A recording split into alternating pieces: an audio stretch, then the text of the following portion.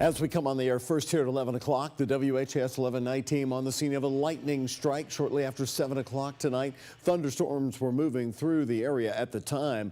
Louisville firefighters say the roof of a home on Reedling Drive in the Reed Lawn neighborhood took a direct hit from a lightning bolt. This is off Brownsboro Road and Zorn Avenue. Neighbor Steve Weiser also tells me that the homeowners were inside at the time, grabbed their pets, and got out okay. Firefighters confirmed that there are no injuries to report tonight and that the homeowners did escape quickly. Weiser says the strike jolted the entire street, lighting up the neighborhood text messaging group immediately. Well, hello everyone, and good to be with you tonight on the night team. I'm Doug Prophet. We're going to get the latest on this November stormy weather right now with some severe thunderstorm warnings that are out from our chief meteorologist, Mallory Schnell. So Mallory, what are you tracking right now? Hey there, Doug. We almost made it the entire day without any severe thunderstorm warnings for the Kentuckiana viewing area, but this one was just issued within the last 10 to 15 minutes and goes until 10:15 Central Time, really impacting areas like Litchfield and Grayson County and far southwestern portions of Hardin County here. And you can tell we have the strongest storm, really with some gusty winds up to penny-sized hail rolling through Litchfield right now and continuing toward the east-southeast fairly quickly. Now, big picture view, all of this storm activity is now concentrated along and moving south of the parkways. So Louisville Metro areas off to the north, you are in the clear at this point. These storms will continue to track toward the south and southeast over the next hour or two. And then behind this, we're really concerned about fog, which is already beginning to form, as you can tell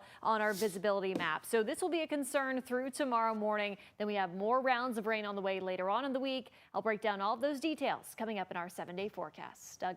All right, what a night. We got fog, lightning strikes, thunderstorms. Thank you very much, Mallory.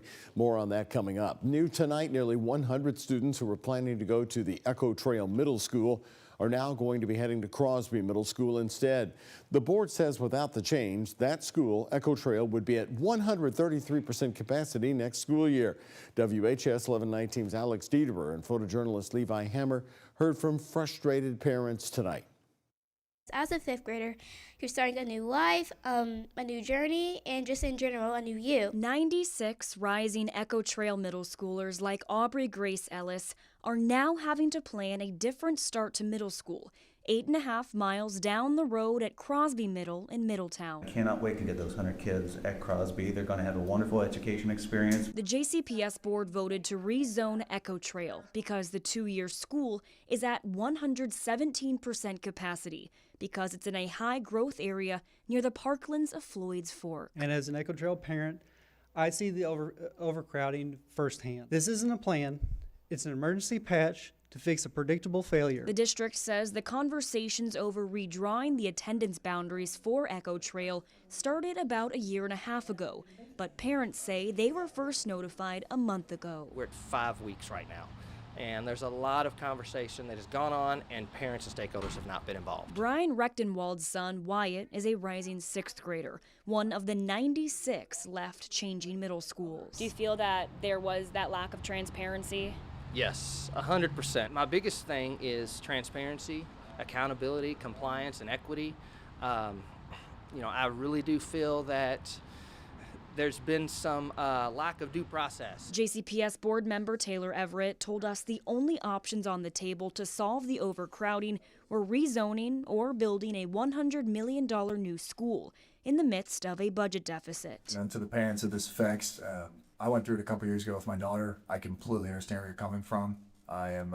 I wish we would have done better with the communication on this. It's very clear. The board hearing the parents' pleas and pushing for a more solid policy that requires more time before boundary changes are put in place. We're not doing boundary changes because we want to do boundary changes. We have to do the boundary changes. The board says the boundary changes will be in effect for the 2026-27 school year. Live in Louisville, Alex Dieterer, the WHAS 11 night team on your side. Now, the boundary changes affect students and families closest to the Gene Snyder Freeway. We are 2 weeks out from the crash. Why is this the first time we're hearing from you or a UPS representative? Yeah. Well, I can assure you we've been exceptionally busy. And frankly, our first priority was making sure we took care of the victims' families and making sure that they had the resources they needed. For the first time since the UPS plane crash 2 weeks ago, a top UPS executive appearing in public today. That's UPS Airlines President Bill Moore standing with the mayor today. Today marks the 2-week point since the fatal UPS plane crash, killing the 3-man UPS crew and 11 people on the ground. From grief to business operations south of the airport, WHAS 11 night team's Jose Alonso and photojournalist Gabrielle DeGeorge caught up with a business owner who was still operating so they don't lose customers or employees. It's been 2 weeks since the fatal UPS airplane crash took the lives of 14 people. It's also been 2 weeks since business owners around the crash site have not been able to operate from their property. Last Wednesday, employees with Quantum Inc. Company had a brief moment to collect material from their shop, which was not damaged by the plane crash. Really, the biggest challenge for us has been the unknown, which is when we're getting back in. It would be a lot easier to make decisions in terms of how we function for the time being if we knew how long that was going to be. President of the company, Adam Bland, says they're located off Melton Avenue, which is near the fatal crash and connects to Great Lane. A road still surrounded by blockades as officials continue cleanup efforts and reconstruction of LG&E gas lines. This is the pipeline that also delivers gas to the neighboring streets. We anticipate work along Grade Lane may take several weeks. That could be weeks without profit for Quantum Inc., but Bland says they're adapting. We just opened up a new facility at a customer of mine in New Albany where we're manufacturing inks out of there. We typically ship out about 50,000 pounds a day from our facility in Louisville. We're running at about 60% capacity now, but it's better than nothing. Bland says they're operating from their vice president's basement for the time being.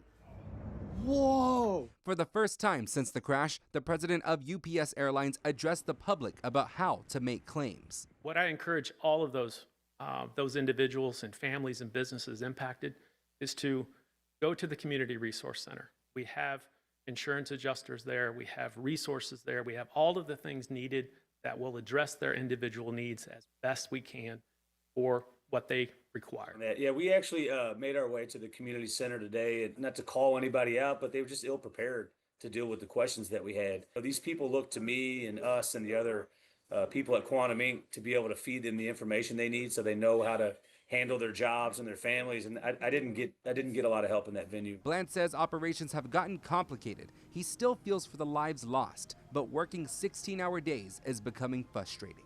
In Louisville, Jose Alonso, WHAS 11 Night Team on your side. There you have it, a brand new update as we sit 2 weeks from the crash now. We also contacted another family business who says they still can't access their shop.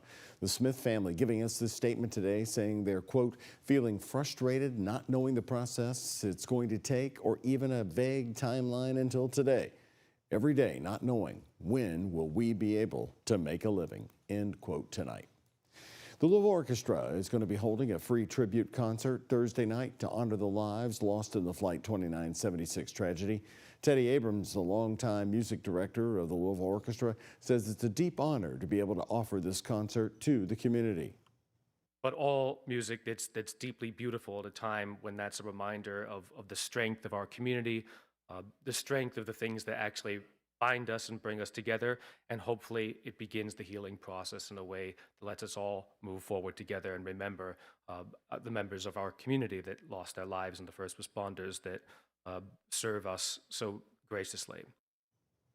The concert's going to be held downtown on Main Street at the Kentucky Center for the Performing Arts Thursday night.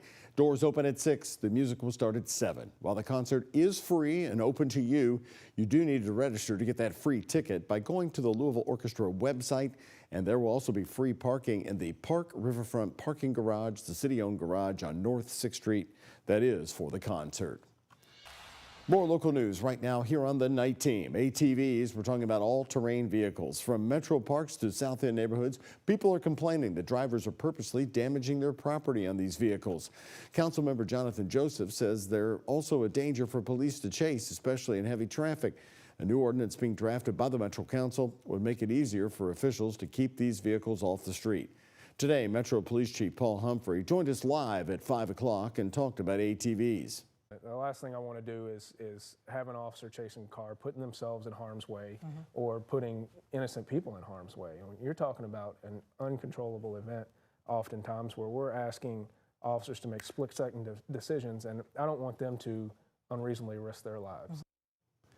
If the ordinance passes, it would help officials invest in better equipment and training to safely take people into custody and possibly even confiscate or crush the ATVs causing problems.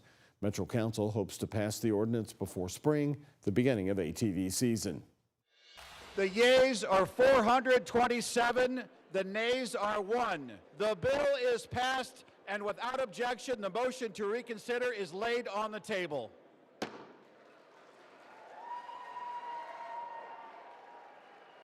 The moment of the vote, cheers and applause today on Capitol Hill. It's just after 2 o'clock today. The U.S. House voted in favor of releasing the Epstein files, sending the bill to the Senate. Kentucky Congressman Thomas Massie has been a vocal supporter of releasing the files and had this to say when asked why Speaker Mike Johnson flipped his opinion on the matter.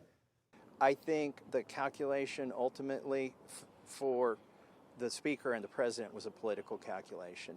They realized this could jeopardize the majority if they took the side, literally the side of pedophiles and rapists. The House and Senate passing the bill, so its next step is President Donald Trump's desk. Well, back to that Senate vote. They voted unanimously to approve it. The House passed the bill to release tens of thousands of documents about convicted sex offender Jeffrey Epstein. President Trump recently changed course and encouraged House Republicans to vote in favor of releasing the files, saying, quote, "We have nothing to hide." ABC's Melissa Adan has more on this big day in Washington. Tonight, the Senate, by unanimous consent, agreeing on passing the bill to release the full Jeffrey Epstein files from the Justice Department.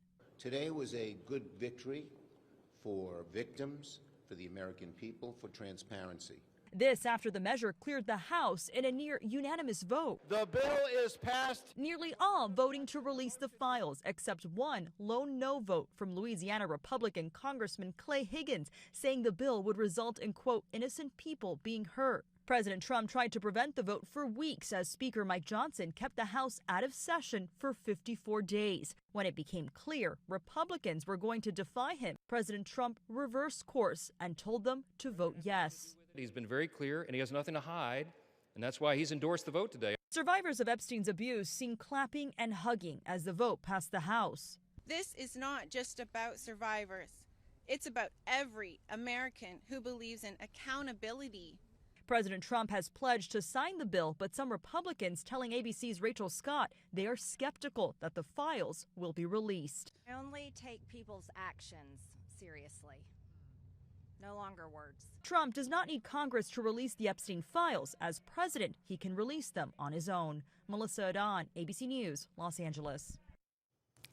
Senate Majority Leader John Thune told reporters tonight that he believes the Senate will receive the Epstein bill from the House tomorrow morning. Now, when the bill arrives from the House, it will then head for President Donald Trump's signature. Metro Louisville housing maintenance workers have been rallying since September in hopes of getting better working conditions under a new deal.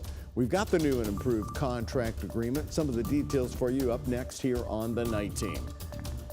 And here's a check of today's Kentucky Lottery jackpots. Mega Millions, $50 million. Powerball, $593 million. The Kentucky Lottery, funding education for over 1 million Kentucky students.